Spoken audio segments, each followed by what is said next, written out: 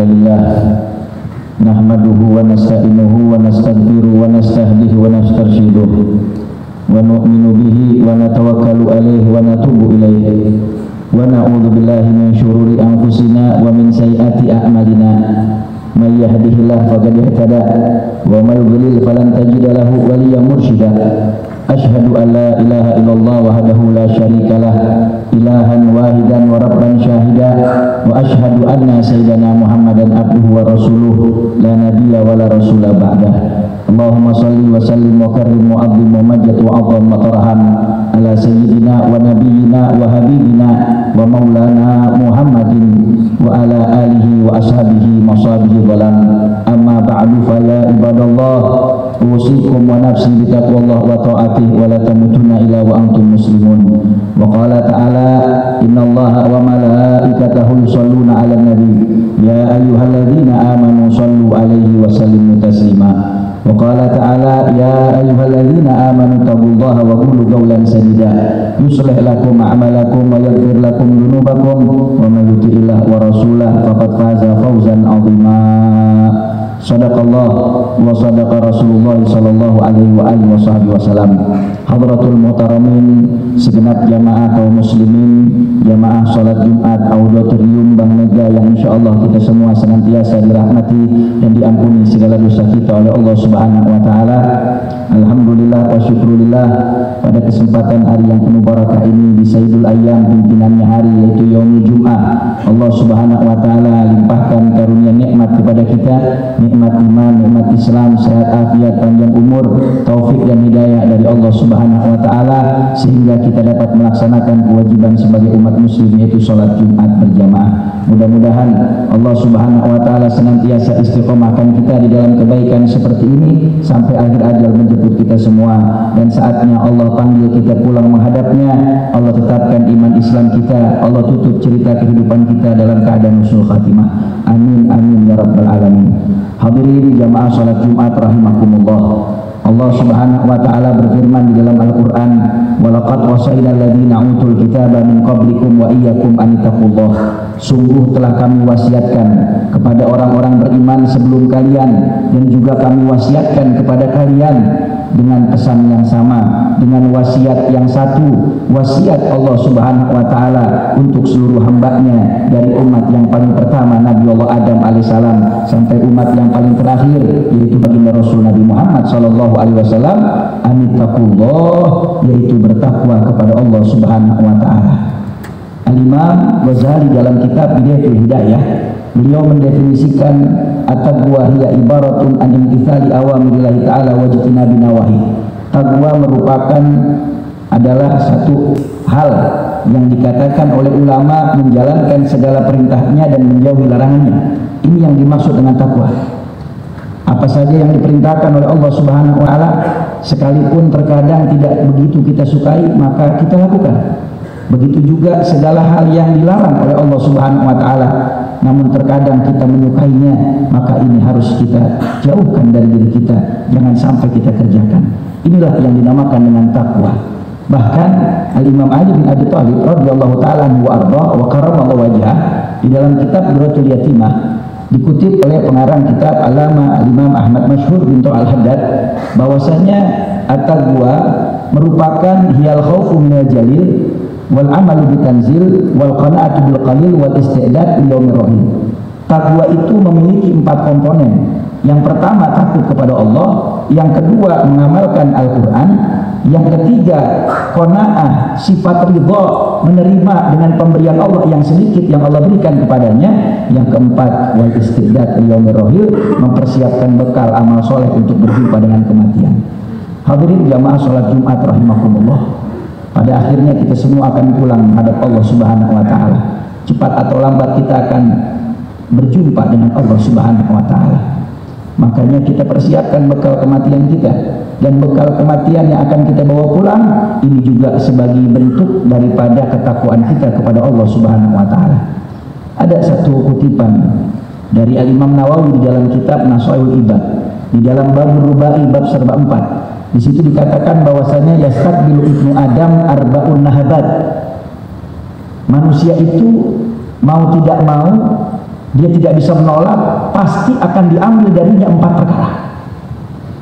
Apa 4 perkara ini akan diambil paksa oleh Allah Subhanahu wa taala dari manusia? Kata Imam Nawawi, yang pertama, yantahibu malakal maut ruhahu. Malaikat maut akan mengambil paksa nyawa ruh dari setiap manusia yang memiliki nyawa. Mau tidak mau, siapapun mereka, setinggi apapun jabatan pangkat kehidupannya di dunia, sebanyak apapun harta yang dia miliki, seterkenal apapun popularitas dalam kehidupannya, maka dia akan mati. Fa'idza jaa ajaluhum la yastakhiruna sa'atan wa la yastaqdimun. Ketika datangnya ajal kematian, maka tidak bisa dimajukan dan dimundurkan sedetik pun. Kalau seandainya ajal bisa ditunda karena harta yang melimpah, orang yang punya harta bisa menunda kematian, maka niscaya Qarun sampai sekarang masih hidup. Karena Qarun adalah manusia yang harta melimpah. Sampai ulama jelaskan di dalam kitab Sirah bahwa kunci kekayaan gudang hartanya Fir'aun, Qarun, ya, yang Allah sebutkan di dalam Al-Quran, itu dipikul oleh 10 orang yang besar di zaman Bani Israel. Sedangkan orang-orang di zaman Bani Israel, Allah katakan dalam Al-Quran, yatakhiduna minal jibali buyutan, mereka memahat gunung, mereka jadikan sebagai rumah. Makanya orang-orang dulu itu tinggi besar, itu kunci gudang hartanya Qarun dipikul 10 orang yang besar di zaman Bani Israel. Seperti apa harta kekayaannya Qarun? Sampai-sampai ketika dia diminta untuk mengeluarkan zakat harta yang Allah fardukan, dia menolak. Maka Allah berikan sebagai balasan baginya, azab siksa baginya, dan sebagai pelajaran bagi kaum-kaum setelahnya, fakhasafna bihi wa bidahil arda, maka kami jejelin Qarun, kami bebesin Qarun ke dalam bumi Allah Subhanahu wa taala, bahwa yatajajal ila yaumil qiyamah, Qarun beserta istananya, hartanya, kerajaannya, semuanya masuk ke dalam bumi Allah Subhanahu wa taala sampai hari kiamat. Makanya ada istilah kalau menemukan harta dari dalam tanah namanya harta Qarun. Karena Qarun dulu dengan semua harta dan istana kekayaannya dibebesin sama Allah ke dalam bumi Allah Subhanahu wa taala. Kalau ajal bisa ditunda dengan harta, Qarun mungkin masih hidup. Kalau ajal manusia bisa ditunda dengan kekuasaan, jabatan, pangkat, power, kekuatan, maka Raja Namrud dia masih hidup sampai sekarang. Siapa yang paling hebat di saat itu, di masa itu? Ya, yang berusaha untuk mati-matian menghilangkan nyawa Nabi Allah Ibrahim alaihissalatu wassalam. Maka tetapi Namrud mati, sehebat apapun kekuatan, pangkat, jabatan, kedudukan. Kalau seandainya popularitas itu bisa menunda ajal, Fir'aun sampai sekarang masih hidup. Kurang terkenal apa Fir'aun? Kekejamannya, kezolimannya, kejahatannya, akan tetapi dia juga mati. Bahkan Allah jadikan sebagai pelajaran bagi orang-orang yang hidup, orang-orang yang durhaka kepada Allah Subhanahu wa taala. Maka perlu kita ketahui bahwa semua akan berjumpa dengan kematian. Mau tidak mau, suka nggak suka, rela nggak rela, akan diambil paksa oleh Allah dari diri kita, yaitu ruh nyawa kita. Ini yang pertama. Maka sebelum itu datang, pesannya apa? Persiapkan bekal takwa kepada Allah, amal soleh yang banyak untuk berjumpa dengan kematian. Yang kedua, yang tahibul warisah malahu, yang diambil paksa dari manusia adalah hartanya. Ketika manusia mati, mau tidak mau, rela nggak rela, suka nggak suka, dan dia tidak bisa menolak, hartanya akan diambil paksa dan direbut oleh anak-anak keturunannya. Kalau anaknya solehah bisa membawa harta itu kepada kebaikan sehingga mengalir pahala untuk orang tuanya di alam kubur. Tapi kalau anaknya naudzubillah jauh dari rahmatnya Allah, anak-anaknya jauh daripada kebaikan, maka bisa jadi harta itu akan menjadi bumerang yang akan kembali menyebabkan siksa dan azab bagi anak cucu keturunannya buat orang tuanya di alam kubur. Naudzubillah min dzalik. Makanya kata ulama dikatakan as-shadaqatu indal hayah khairun min as-shadaqah ba'dal wafah. Sedekah saat kita masih hidup itu lebih utama daripada saat kita sudah mati.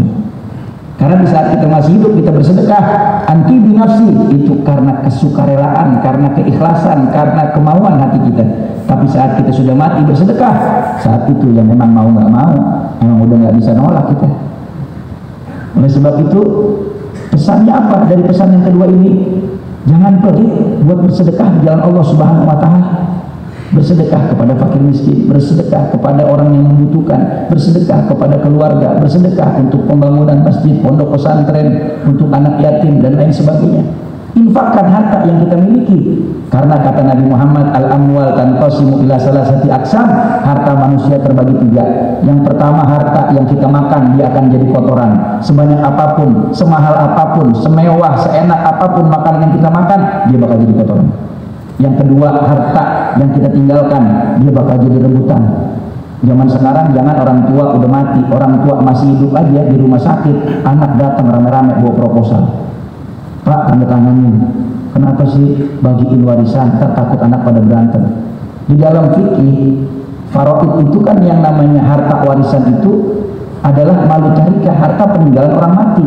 Kalau orangnya masih hidup belum bisa dibagi waris. Kalau orangnya masih hidup itu namanya hibah atau hadiah.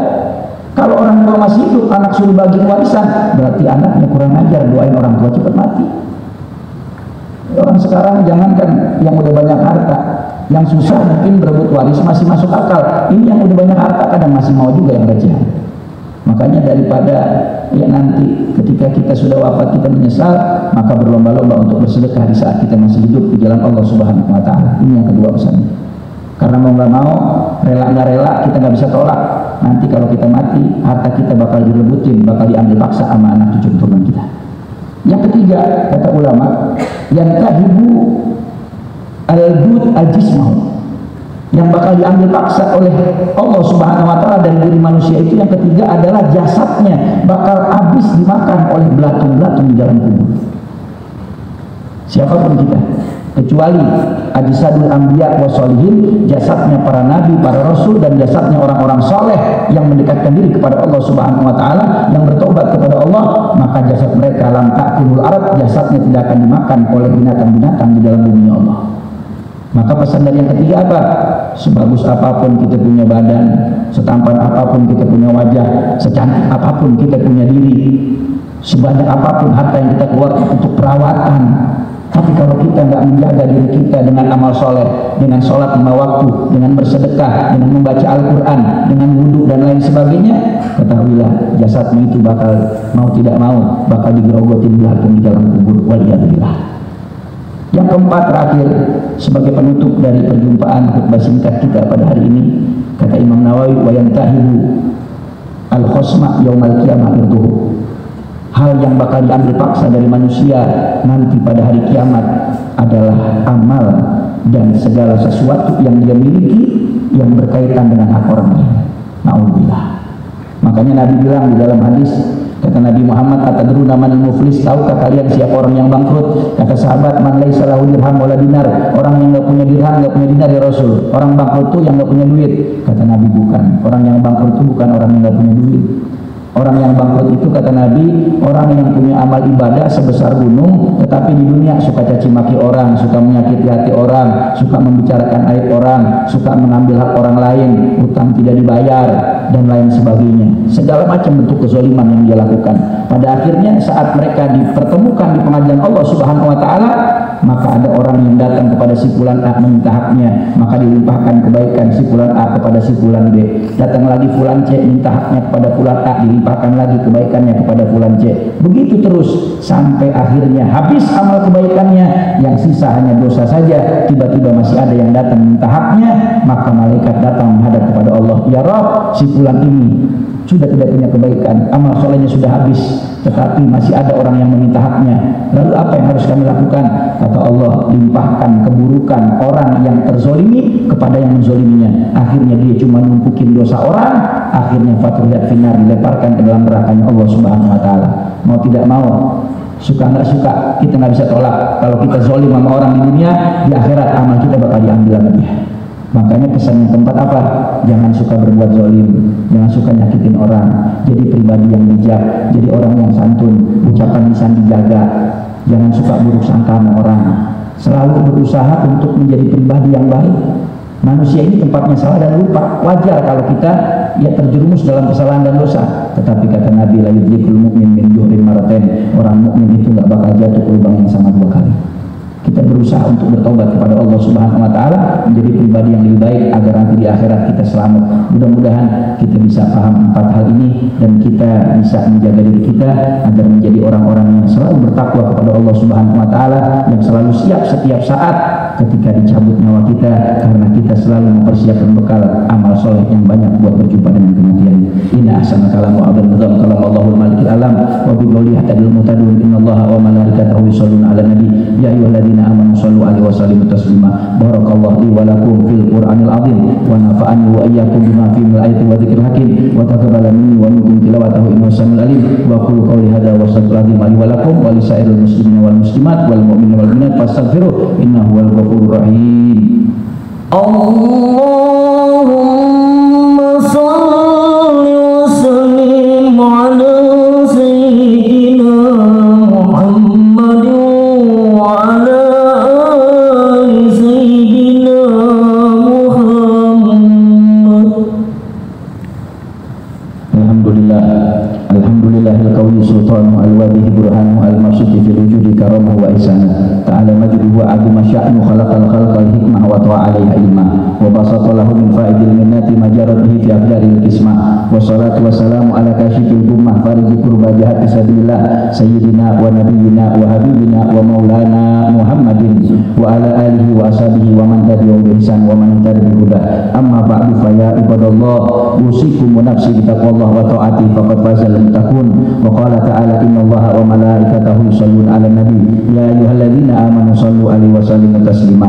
Allahumma sholli wa sallim wa karrim wa abdi Muhammad wa 'azama tarham ala sayyidina wa nabiyina Muhammadin musannifun lil asil ari khalifat Rasulillah sayyidina Abi Bakr Siddiq wa ala zahiril awwab amirul mu'minin sayyidina Umar bin Khattab wa ala jami'il Qur'an Jumran wal Burhan amirul mu'minin sayyidina Utsman bin Affan wa ala imamina al-nasil dzalik minal masyariq wal magharib amirul mu'minin sayyidina Ali bin Abi Thalib wa ala amir al-mu'adhamin wa inna sayyidina Hamzah wa sayyidina Abbas wa ala syabab ahli jannah fil jannah al-imamul Hasan wal imamul Husain wa ala sayyidatina Khadijah al-Kubra wa Aisyah ridha wa Fatimah Zahra wa barakati ashabi wa azwaji wa dzurriyyati Rasulillah ajma'in. Allahumma ighfir lil mu'minina wal mu'minat wal muslimina wal muslimat al ahya'i minhum wal amwat innaka samiun qaribun mujibud da'wat ya qadhiyal hajat ya kafil muhimmat bi rahmatika ya arhamar rahimin. Allahumma anim anna fil amal bi ta'atika wa sidqi fi khidmatika jaimin wa idza tawaffaitana fatawaffana muslimina mu'minin wa khtim lana wa lakum min khairin ajma'in. Allahumma arham ummat sayyidina Muhammad, Allahumma ighfir ummat sayyidina Muhammad, Allahumma astur ummat sayyidina Muhammad, Allahumma jbur ummat sayyidina Muhammad,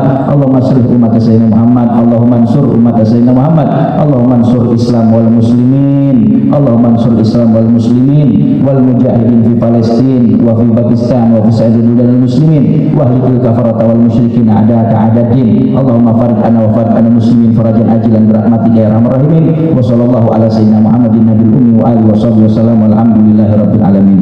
Ibadallah innallaha ya'muru bil adli wal ihsan wa ita'i dzil